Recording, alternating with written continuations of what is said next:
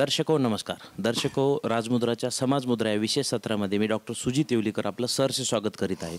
दर्शको, आपण समाजमुद्रामध्ये नेहमी दिग्गजांना बोलवत असतो, त्यांच्याशी चर्चा करत असतो, समाजातील घटना आणि घडामोडींवर आपण त्यांच्याशी चर्चा साधत असतो. तर आपल्या स्टुडिओमध्ये आज वंचित बहुजन आघाडीचे सर्वेसर्वा तसेच महाराष्ट्रातील एक असं व्यक्तिमत्व जे कधीही तडजोड करत नाही, जे रोखठोक आपली भूमिका मांडत असतं आणि पुढे रिझल्ट काही येऊ मात्र त्यांचं जे राजकारण आहे किंवा समाजकारण आहे हे नेहमीच मोलाचा दगड ठरलेला आहे. तर मी आपल्या सगळ्यांतर्फे वंचित बहुजन आघाडीचे सर्वेसर्वा प्रकाशजी आंबेडकर यांचं स्वागत करत आहे. सर नमस्कार. नमस्कार. नमस्कार सर, आज आपण नांदेडमध्ये ओबीसी बचाव आंदोलनाची यात्रा घेऊन आलेला आहात. तर सर, याचं काय उद्दिष्ट आहे आणि पुढे यात्रा किती दिवस आणि पूर्ण महाराष्ट्रात चालणार आहे का? काही माफ ही 7 तारखेला औरंगाबादला जाहीर सभेमध्ये आम्ही याची तरी सांगता करतो.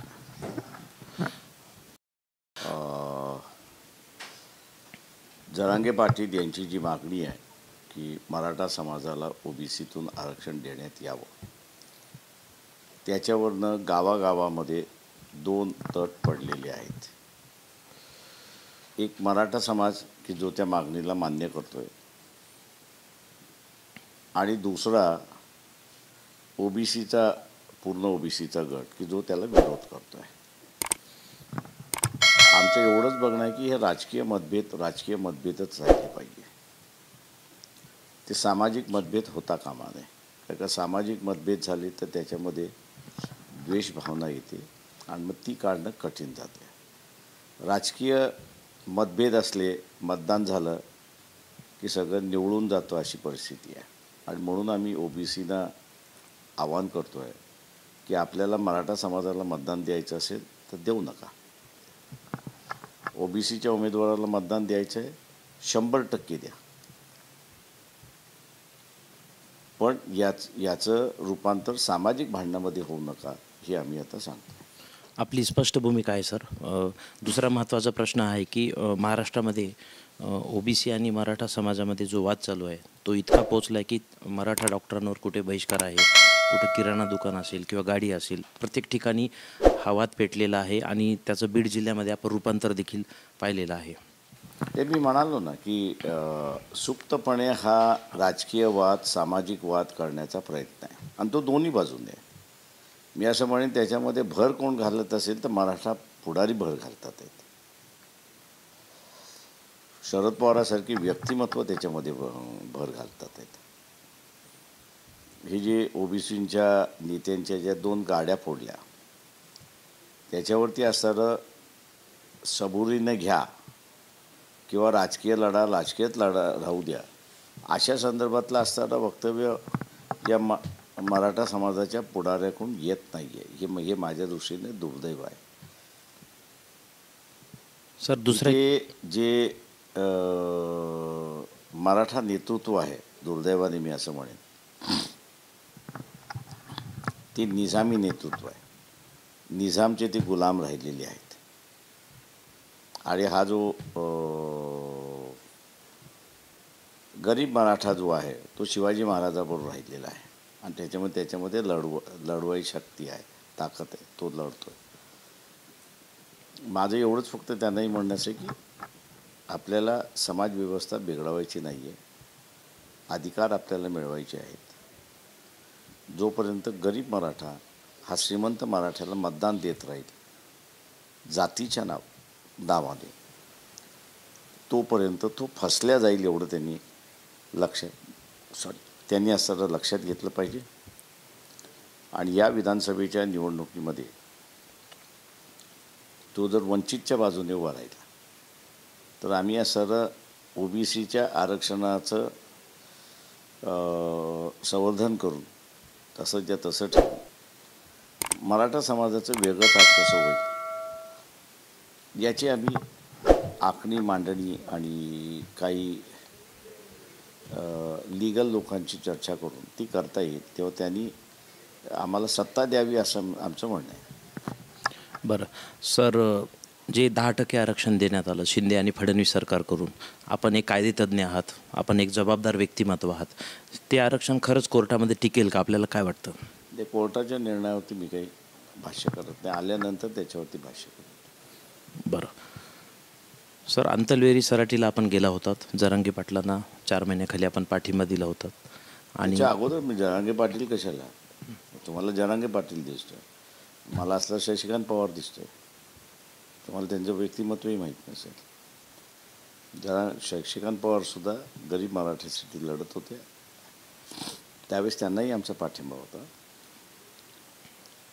जरांगे पाटील आता लढतात आहेत. ते ज्यावेळेस कायद्याच्या चौकटीमध्ये बसून जोपर्यंत लढत होते तोपर्यंत आम्हाला असं वाटत होतं की आपल्याला योग्य भूमिका घेता येईल. पण आता त्यांनी असं चौकट सोडून मागणी करायला लागलेली आहेत. त्याच्यामुळे ते स्वतःचाही फसवतात आहेत आणि ओबीसी बरोबर नाहक त्यांनी भांडण घेतलेलं आहे. त्याच्यामुळे अशा चळवळीचं 2 हात लांब राहतो अशी परिस्थिती आहे. बरं सर, मग मराठा समाजाचं जे आरक्षण आहे ते ओबीसीमधून मिळण्यासाठी काय अडचण आहे? अजिबात शक्य नाही आहे. ते 2दा सुप्रीम कोर्टाने टर्न डाऊन केलेलं आहे. त्या पद्धतीने मिळणं अजिबात शक्य नाही. फक्त असणारा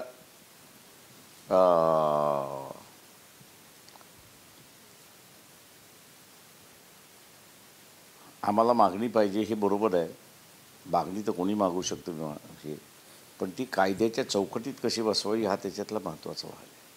सर, आपण लोकसभेच्या प्रचारामध्ये अनेक वेळा बोलला होतात की माझ्याकडे एक किल्ली आहे जी की मराठ्याला आरक्षण मिळू शकते. सत्ता दिल्याशिवाय ती किल्ली लावणारच नाही. म्हणजे आपलं अजूनही उत्तर गुलदस्त्यामध्येच राहणार आहे. गुलदस्त्यामध्ये हा किंवा तुम्ही असं काही समजा, मला काय त्याच्यामध्ये, तुम्ही मला सत्ता देणार नाही, फक्त माझा वापर करून घेणार, मग कशासाठी मी तुम्हाला हे करू? मी माझा वापर होऊ देणार नाही आहे. मागच्याही लोकसभेमध्ये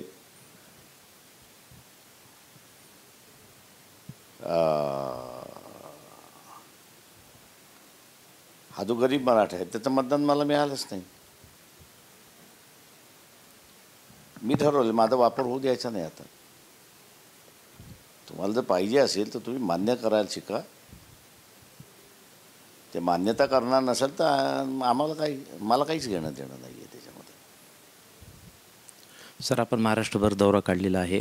ओबीसीचा जो यात्रा आहे आपण सुरू केली, ओबीसी समूहाचा कसा आपल्याला प्रतिसाद आहे? तुम्हीच सांगायचं लोकांना, आम्ही काय सांगायचं.